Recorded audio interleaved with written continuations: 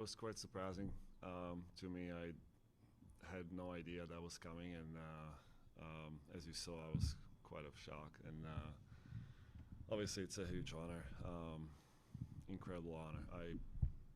You know, I never imagined coming to Boston that one day I'm gonna have my jersey retired and hanging in rafters. It's such a privilege. Um, you know. Be part of the organization and the city and have the fans support for all these years. I just feel like it's just such an incredible feeling to have everybody being part of that journey. So it's just something that's gonna be sinking probably for next few days. But I'm so grateful for that. Chris Ryan with iHeartMedia. Your number 33 is going to the rafters, going to the Hockey Hall of Fame.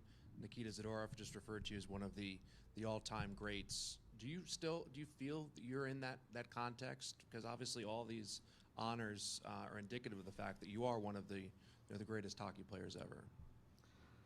Well, thank you. Again, it's something that I really really enjoyed being part of, the great teams. And I've said it many times, this is a team game, and this is, for all those players I play with in the past and present and, my last few years, to share that locker room and being able to lead this organization and making the impact that we as the players committed to and set the goals and winning championship. That's just it's a team effort. So as much as you want to say what I've done and all these recognitions, it's also part of their part. Playing huge helping me to be the best I could be.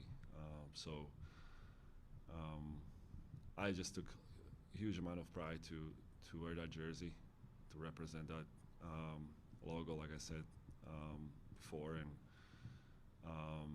to feel the support from the city, from the fans, and have the players, the teammates that we had here, and it was just I'm so grateful for that. It's just it's amazing to have that support. Jim McBride, Boston Globe. Zdeno, you were a captain the whole time you were here. The people that succeeded you, Patrice and Brad and other leaders in that locker room, often point to your leadership style rubbing off on them. How much of a point of pride is that for you?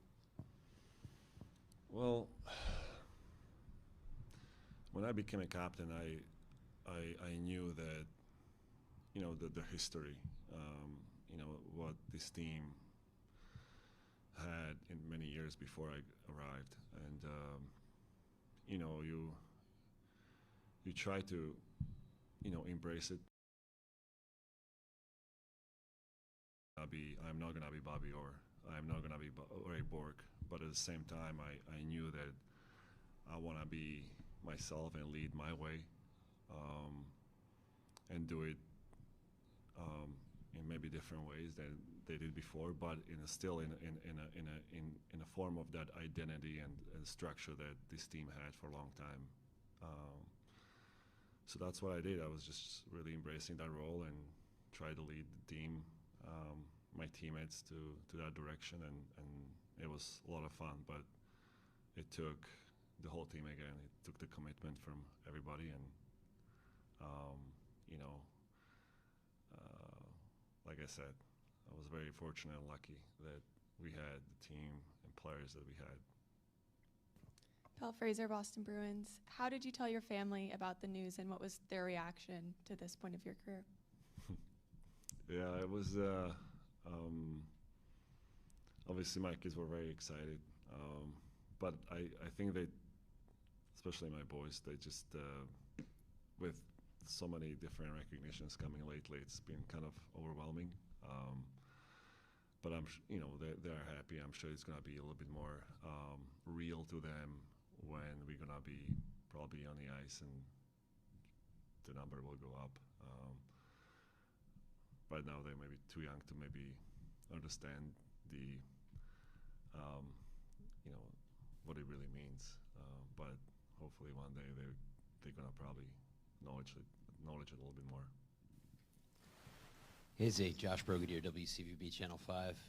At what point in your long career here did you actually visualize your number going up to the rafters? Was there a point throughout your time where you said, okay, I've been here this long, I've done this many things, and I think this is possible for me to join the greats up there? No, it wasn't really. I mean, that's something that's not what you're playing for. You're playing to win, playing to get the championships. When the focus is strictly on winning and championships, you are not really focusing on yourself and, you know, being identified this way and being, you know, so I wasn't really thinking about that. You know, I was more focused on, you know, doing what I could do and help the team. And like I said, winning is about, you know, that's all we care about. You know, everybody wants to win, and then you just try to do your best every day and every season and try to reach that ultimate goal. And all these recognitions are just a reflection of your career. They're coming after. So while I was playing, none of that really was on my mind. You know, after I retired, you know, maybe some thoughts were that, hey, it could happen, but if it didn't, it's okay, because I did what I could, and I tried my best, give it my all. So. For most Bruins fans, the definitive moment of your career was Game 5, 2019, where you played despite the broken jaw. For you, is that the moment that kind of symbolizes who you were as a player the most, or are there other moments that stand out when you think about your the defining moment of your career? Well, it's hard to really pick the defining moment for myself. You know, I think we all witness different players sacrificing in different times, and that's also part of the identity that we created. You know, we did have a motto in the locker room, whatever it takes, you know, and that's what it took. And whether that's going to be that moment or, you know, lifting a cup or I don't know, something else, you know, that's up to people, fans, you know, to really choose and decide. But